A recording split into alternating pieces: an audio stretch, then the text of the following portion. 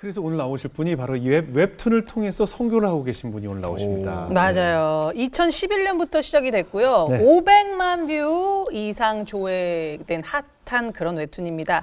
초롱이와 하나님이란 작품을 연재하는 작가님이에요. 네. 네, 예. 이분은 원래는 네. 그 웹툰 작가가 꿈이 아니었는데 네. 그 대학 시절 삶을 포기할 정도로 마음의 병이 깊었지만 네. 끝까지 손을 놓지 않는 하나님을 통해서 우울증을 극복하고 기독교 웹툰 작가가 되신 분입니다. 아, 어떤 분인가요? 오늘의 주인공 김초롱 작가님 나와주세요. 어서 오세요.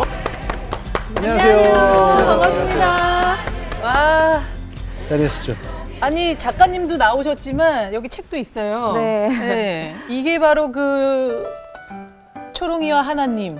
네, 맞습니다. 네. 근데 아, 본인도 귀여워. 김초롱이고 응. 책의 캐릭터도 초롱이네요. 어, 네, 닮았어. 네? 닮았죠? 본인인가요? 저예요, 저. 아, 진짜요? 머리를 네. 심하게 밀었는데 이건요? 아, 너무 귀엽다. 근데 딸기 아닙니까? 딸기 저 모습이 딸기 같은데 약간. 아니, 닮았는데 네.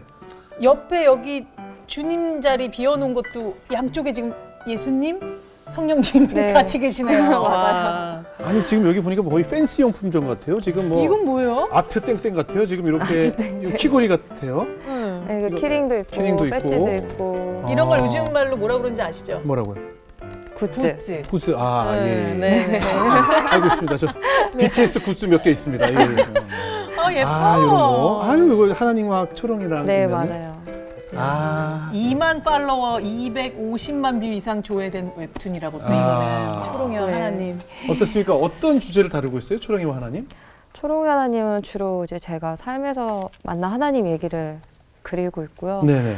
보통 저는 교회에서 자랐거든요. 네네. 그래서 저희가 신앙 얘기 들을 때는 뭐 전도사님, 목사님, 이런 성직자분들의 얘기를 듣다 보니까 제가 그냥 일반 사람들은 신앙생활 어떻게 하지? 이게 너무 궁금했어요. 네. 그래서 이제 그리게 됐어요. 아, 지금 보면 정말 되게 밝으시고 이미지도 초롱이 같으신데 네. 아까 소개할 때도 조금 간단하게 말씀을 드렸지만 대학 학창 시절에 굉장히 심적으로 좀 고통을 받으셔서 네, 이렇게 네.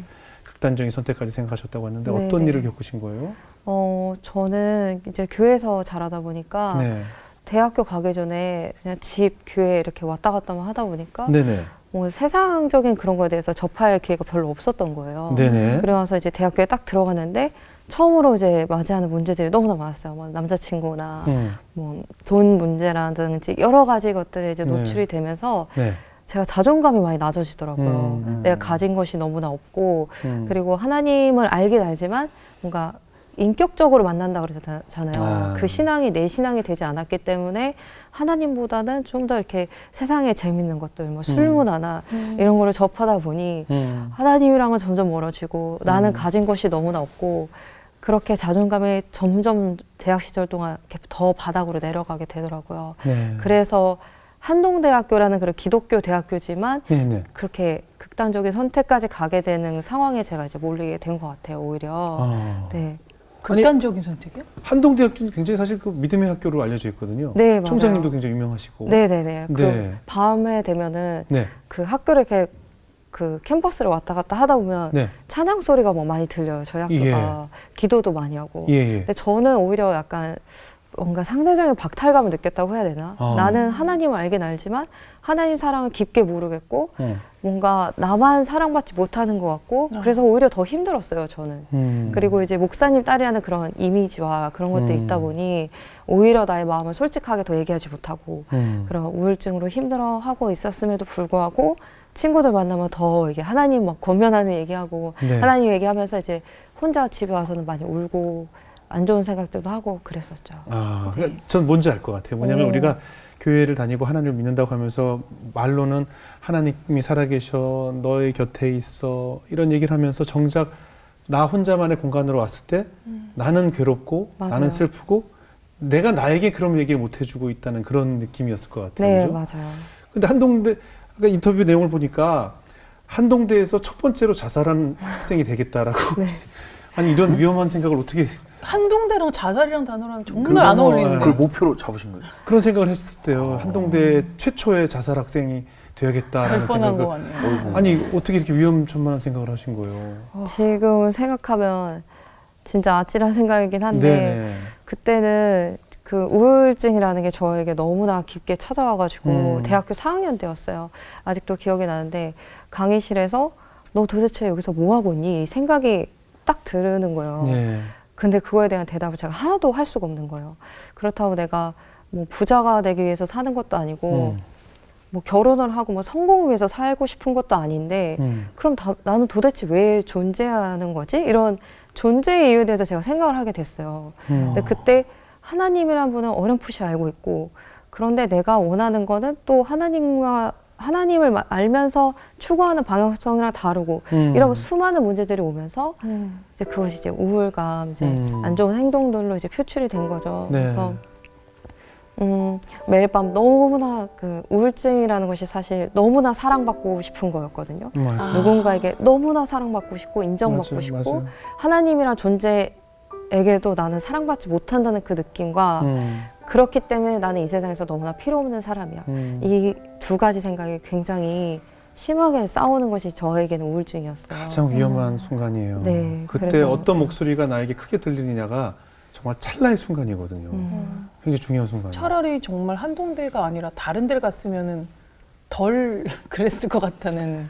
그래서 막 갔겠죠. 그렇구나. 한쪽으로, 죄송합니다. 네. 한쪽으로 확 갔겠죠. 네. 네, 예. 그나마 거기였기 때문에 찬양도 정말. 들리고 기도가 들리니까 맞아요. 그 사선을 약간 넘나들면서 이렇게 아슬아슬하게 외줄타기를 하신 거라는 생각이 들어요. 그 마음의 병 때문에 힘들었던 시절을 어떻게 이겨내시게 됐어요? 그때 사실은 저를 지탱해 준 것이 딱 두 가지가 있는데 네. 이제 하나는 교회고 하나는 선교였거든요. 선교. 네. 네. 그때 제가 얼마나 심했냐면 네. 제가 막 이 주체할 수 없는 저의 마음을 견딜 수가 없어서 제가 손등을 막 뜯기 시작한 거예요. 그래서 여기가 다 이제 피투성이가 될 때가 많았어요. 여름이었는데. 아니, 뭐 가려운 것도 아닌데 그냥 뜯는 거예요. 그러니까 내 존재가 너무 견딜 수가 없는 거예요. 싫은 거예요. 근데 하나님은 저를 왜 데려가지 않으시지? 나는 왜 하나님 사랑을 모르겠지? 이 사이에서 나를 너무 싫어하는 마음에 이렇게 여기를 막 약간 뜯게 자해처럼 되는 하는 거네요? 그렇죠.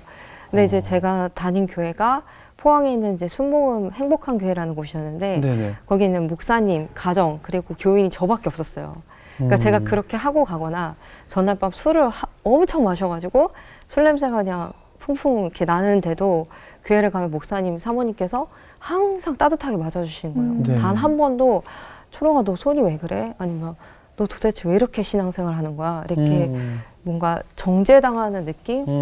판단이나 이렇게 뭔가 비난받는 느낌을 전혀 한 번도 저에게 주지 않으시고 언제나 딸처럼 저를 맞아주시고 맨날 그 어려운 목사님 가정밖에 없으면 사실 굉장히 어려운 교회잖아요. 그렇죠. 근데 저에게 항상 맛있게 식사를 대접해 주시고 사랑으로 기도해 주시고 그래서 제가 그나마 버틸 수 있는 힘이었어요.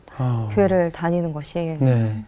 그리고 또 한 가지는 이제 여름에 제가 학교에 이제 포항에 있는데 교회는 성남에 있거든요. 그래서 네. 그때 장로님께 전화가 왔어요. 저한테 중국 선교를 가야 되는데 가야 될 사람이 아무도 없다. 근데 너가 이제 목사님 딸이잖아요. 그러니까 네. 너가 좀 가야 될 것 같다. 이렇게 말씀하시는 거예요. 근데 저는 저의 상태를 알잖아요. 지금 우울증 때문에 너무나 힘들어하고 있는데 하나님 저는 못 갑니다.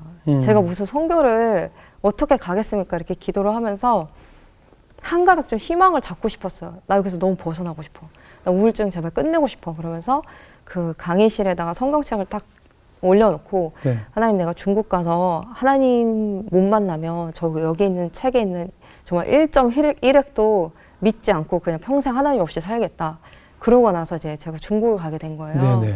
근데 그때 중국이 핍박이 굉장히 심할 때였어요. 그래서 다 성경책도 숨기고 갔어야 됐고 찬양할 때도 숨어서 했어야 됐고 그래서 제가 신학교에 딱 도착을 했는데 너무 열악한 거예요. 막 침대를 봤는데 빈대가 막 튀어다니고 쥐가 막 뛰어다니고 그리고 여름인데 이제 찬양을 하는데 38도가 넘어가는 더위인데도 에어컨도 하나도 없고 선풍기도 없고 근데 예배를 드리려고 하는데 갑자기 창문을 다 닫더니 정말 이렇게 두꺼운 스티로폼으로 창문을 다 막는 거예요. 소리 나가지 말라고.